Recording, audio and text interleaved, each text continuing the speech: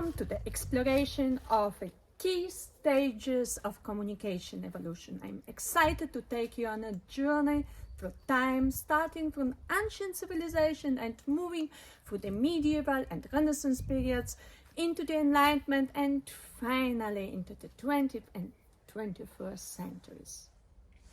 Let's begin our adventure by taking a trip back to antiquity and focusing on Aristotle, who was more than just a philosopher. Aristotle's work on rhetoric laid the foundation for studying communication, which was particularly important during the era of Greek direct democracy.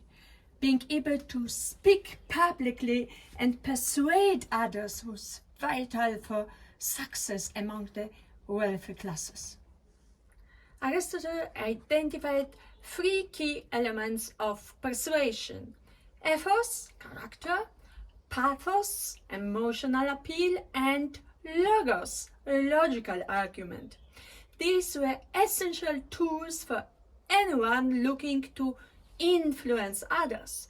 These principles taught aspiring politicians and orators the importance of credibility, emotional connection, and logical argument. This gives us a glimpse into the early meaning of communication and shows us the art of persuasion has always been about combining credibility, emotion, and logic. Romans such as Cicero and Quintilian delved into the field of communication, shifting the focus from its practical advantages to its role as crucial element of a well-rounded education. This was really important in helping to create knowledgeable and ethical people and contributing to the development of a positive community. In the 5th century, Augustine introduced new perspectives to rhetoric.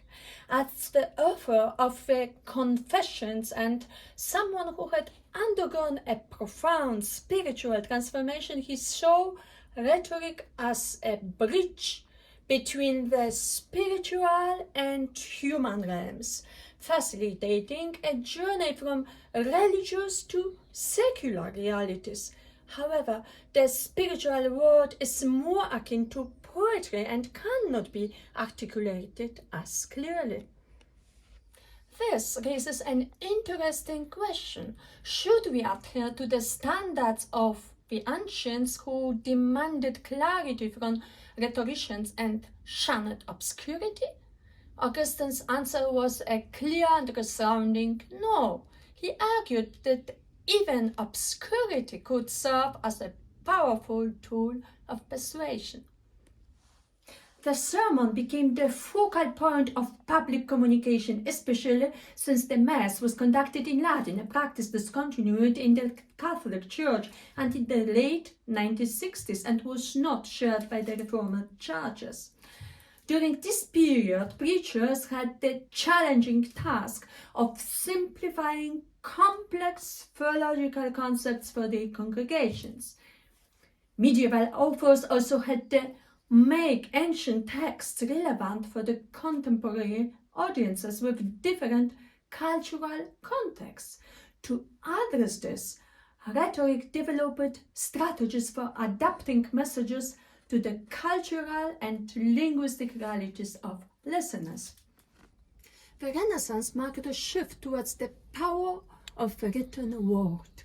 This was particularly evident with the translation and dissemination of the Bible.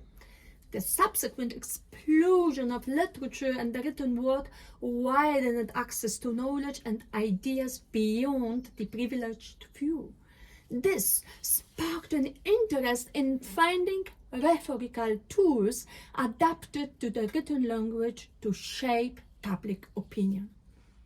The Enlightenment led to a surge in literature and the arts, which enhanced methods of communication. This era highlighted the potency of written argument and the growth of public discourse, establishing the basis for contemporary communication studies. During the Positivist era, communication became more structured with the emergence of educational systems and national associations. The focus shifted towards disseminating and standardizing knowledge with an emphasis on empirical evidence and rational thought. At the start of the 20th century, communication studies began to formalize and institutionalize, integrating technological advancements. This process was marked by some significant milestones, including the introduction of the first journalism courses at the University of Wisconsin in 1995, the founding of First Speech Association in 1909, and the launch of a journal dedicated to speech in 1920. In the 1930s, communication studies were enriched by various fields within the social sciences, including psychology, sociology, anthropology, and political sciences. Psychology focuses on individual motives, behaviors, and emotions in communication. Sociology examines communication in the context of social relationships. Anthropology offers insights into language and cultural practices, illuminating how communication unfolds in different cultural contexts. Meanwhile, political science explores the meaning of political activity. In the 1950s, mass media, including cinema and television, emerged, combining traditional oratorical skills with the latest media technologies. The convergence of communication channels allowed messages to reach a wider audience, facilitated internationalization, and led to the establishment of organizations such as the National Society for the Study of Communication, which later became the International Communication Association. The 1960s saw a surge in foundational publications in communication studies, highlighting the need for communication education beyond the traditional disciplines. This led to greater segmentation and specialization, reflecting the growing diversity of perspectives and ideas in the field. During the 1970s, the field of communication expanded with an exponential increase in publications and a proliferation of specializations in different forms of communication, from how we talk to ourselves, like in diaries or monologues, or to how we interact with others, like in conversation, to how groups communicate inside and outside and evolve over time, and even to mass communication. The information age has revolutionized communication by introducing computers and digital technologies to the workplace, transforming the way organizations interact. The convergence of computing and telephony has unified information and communication providers, increasing connectivity. Furthermore, the value of information has been recognized in both practical and economic terms, leading to its commodification. This trend towards globalization began in the 1990s.